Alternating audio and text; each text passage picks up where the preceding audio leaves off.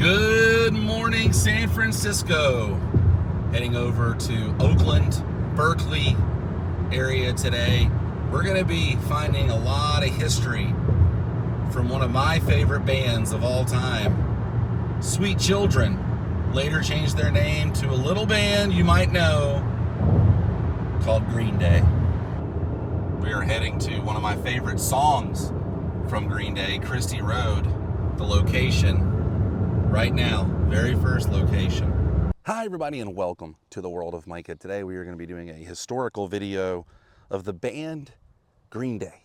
Some history, some spots, some famous spots that the guys from the Bay Area kind of made popular with these landmarks, using them in different lyrics in their songs, all the interviews you would hear about these places, and we're going to travel around the Bay Area today and find them pretty much all. Now, let's take a closer look. I'm not even sure if I'm supposed to be up here, but this is where Billy Joe and his friends would come out, smoke weed. There's the tracks of Christie Road, and we are on Christie. Now, I drove down this road to get here, and I saw a sign that said Christie Road, but it was nowhere for me to really drive the car. And as you can see, it's dangerous through here. Limited sighting. But this is where Billy Joe and Mike Dirnt and some of their friends would come hang out. The lyrics go, "Give me something to do to kill some time. Take away the strains of being lonely. Take me to that place that I call home. Take me to the tracks at Christie Road." Seeing that sign right there takes me back to around 2001, 2002, when my brother and I discovered that band. We bought everything they had come out until that point.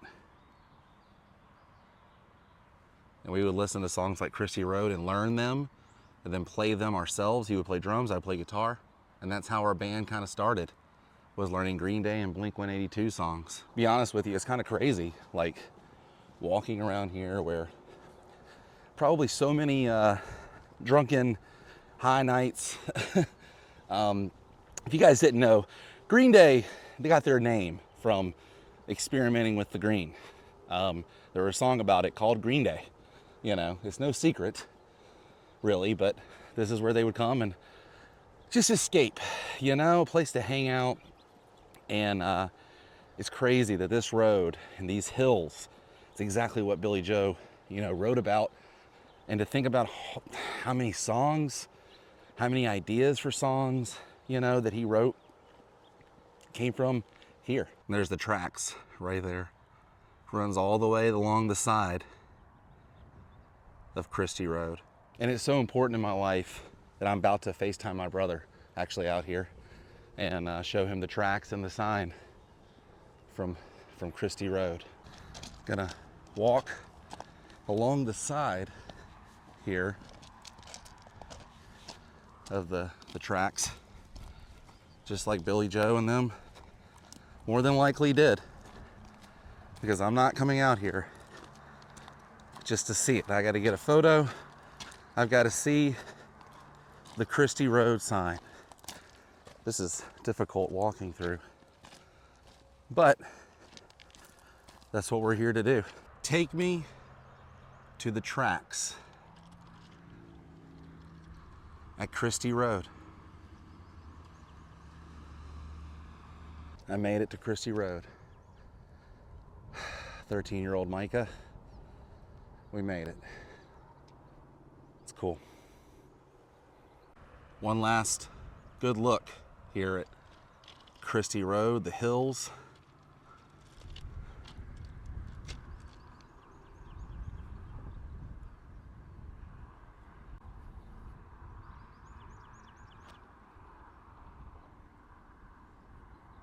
And I've made it to my next location here, 924 Gilman Street. Inside this venue, inside this door, is where Green Day got their start. as well as hundreds of other bands, including one of my favorite bands. Oh, that's cool right there. One of my favorite bands, Operation Ivy, which later members started Rancid and so on and so forth. So much history here in the Bay Area, and I'm standing right in front of 924 Gilman Street. Let's look around for a minute. Yep, this is it. Punk rock history inside these walls, man. This is where Sweet Children got their start, later turned into Green Day, and they continue to do shows here. As you can see, all the stickers and different bands. Just gonna promote some of these bands here. If you see, oh, look at that. There's a little flyer. But they had like rules here inside the venue. That's so cool. $15 at the door, 924 Gilman Street, Berkeley, California. These are the bands playing. But like I said, they had rules in here. And I wish I could see the list of the rules, but that's pretty cool right there.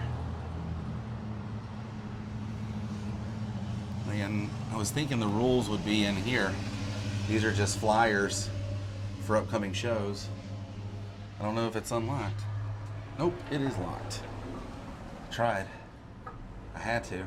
But the rules they had here were essentially like just basically be a good person. You know, it was like no drugs, no alcohol, kind of like the straight edge personality inside, you know. And it was like a membership card or something you would pay for. You would pay and get like a membership card to this place, and you could go see the show. And it seems like the vibe is still that here. Still promoting a lot of bands, and they still have shows. I wish I could see a show while I was here, but that's not gonna happen.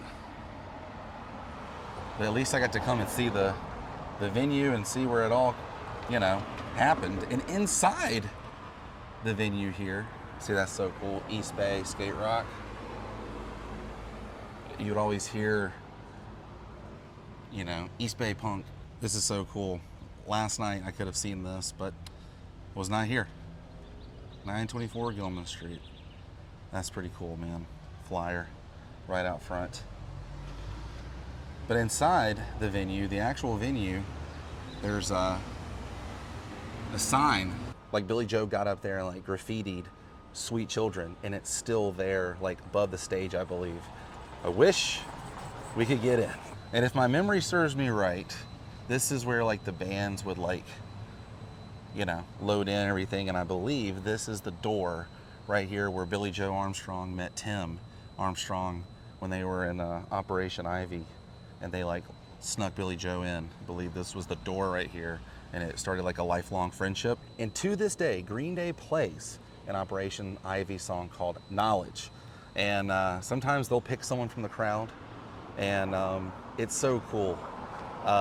Knowledge is one of those like sing-along songs, you know. All I know is that I don't know nothing. And that all happened right there at that door where they, you know, became friends. It's pretty wild, man. And yes, I tried to open that door as well, just to see if anybody's home. They are closed, it says.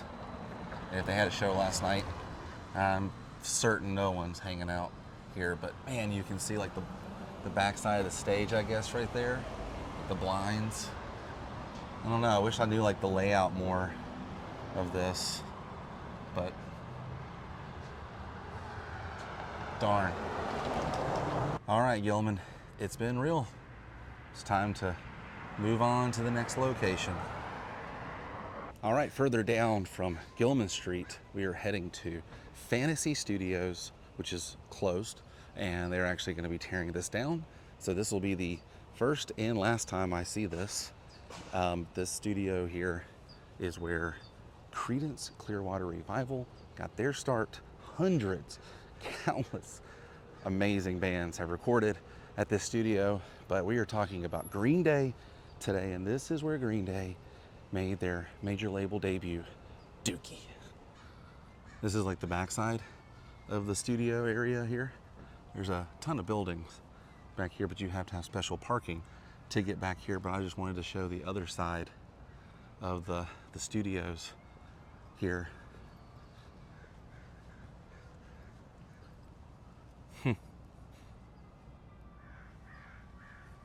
Fantasy Studios, right over there. Now we're gonna go see the front, which I still think it says Fantasy on it, but I wonder if Mike and Billy and Trey Cool came out here to smell the flowers every now and then. This is it, 2600 Fantasy Studios here. People are, I think Adam was telling me, people are like trying to take rocks off this. You know, it's like a memento.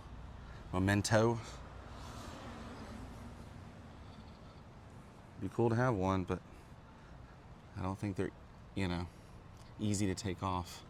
You have to bring some sort of special tool.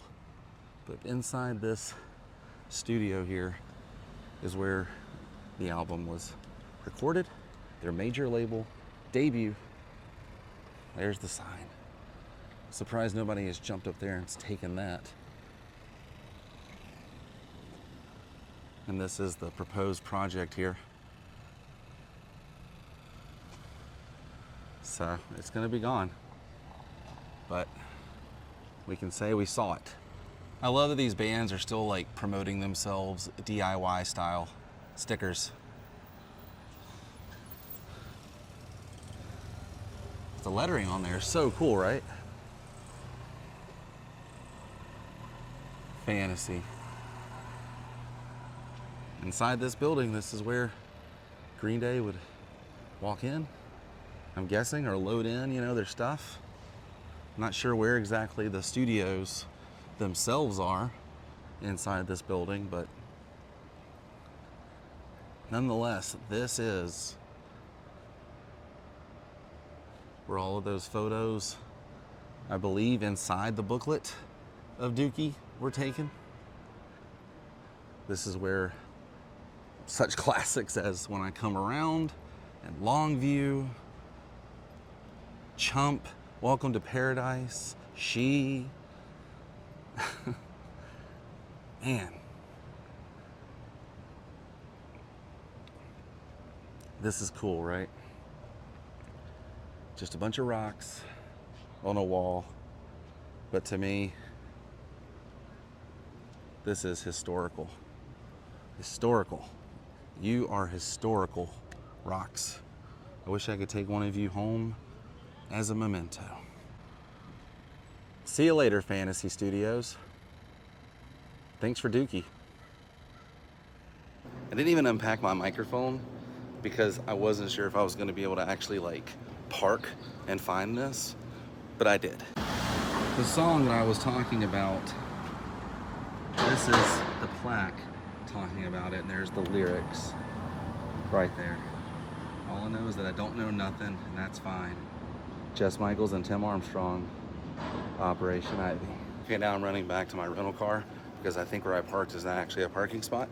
But you know what? We're doing it, man. We're doing it. And if it wasn't for that song and you know, Tim and Jess and everybody being so cool to Billy, would we really have the Green Day, you know? Now this next location was a little difficult to find. This is the house, well, the basement where Billy Joe and Mike Dirnt lived when they shot the music video for Longview. And they don't really want the address, you know, like on the internet, even though it is. But this is the house right here, and in this basement, right there, in that basement, that's where they shot the music video. That's where they lived. That is punk rock history right there. This is the Longview house. That's where the basement is.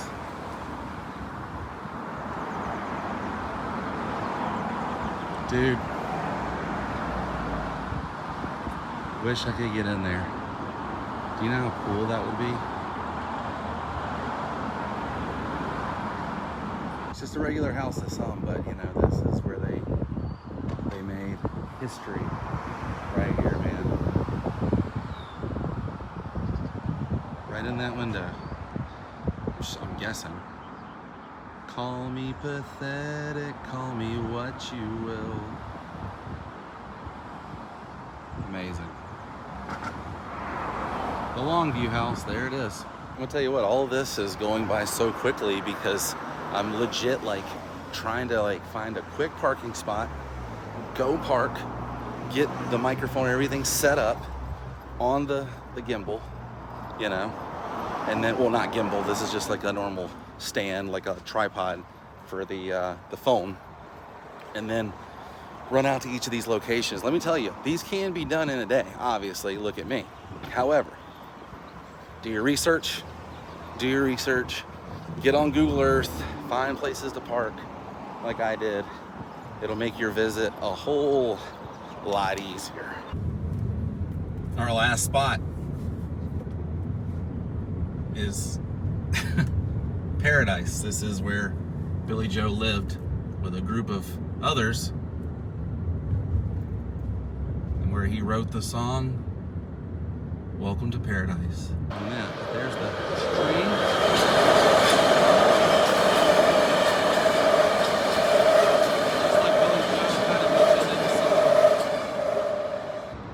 It was like a huge like warehouse, and this is it right here, 1640. This is where Billy Joe and a bunch of folks just like lived. Like, how punk rock is that, you know? And the cracked streets, some of the streets out here are cracked, that's for sure. And the broken homes, some call it slum, some call it nice. I want to take you to a wasteland I like to call my own. Welcome to Paradise. This is it. Pretty cool. Nothing of Green Day on this except there's Elvis.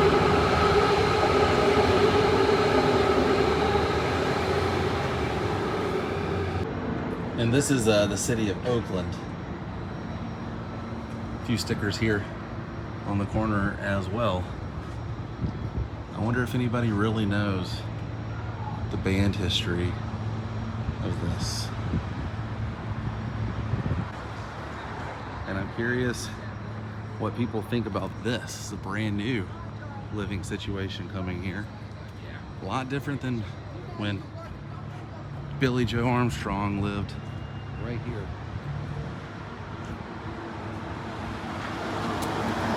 I read online this is where Adrian came and visited him once. His wife. It's right across from the post office though. Check that out.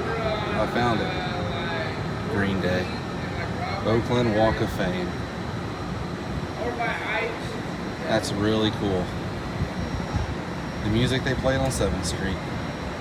Green Day. Well, we did it. We did it. We found all the spots I wanted to find today on this Green Day tour. I hope you guys enjoyed this. If you're a fan of Green Day, like I am, let me know in the comment section, what era of Green Day do you like? Me, it's the early stuff. I kind of fell off after American Idiot, but I do like their music nonetheless. I'm still a huge Green Day fan. But this was a lot of fun. Hope you guys had fun watching. I will see you on the next episode. Until then, stay weird. Goodbye.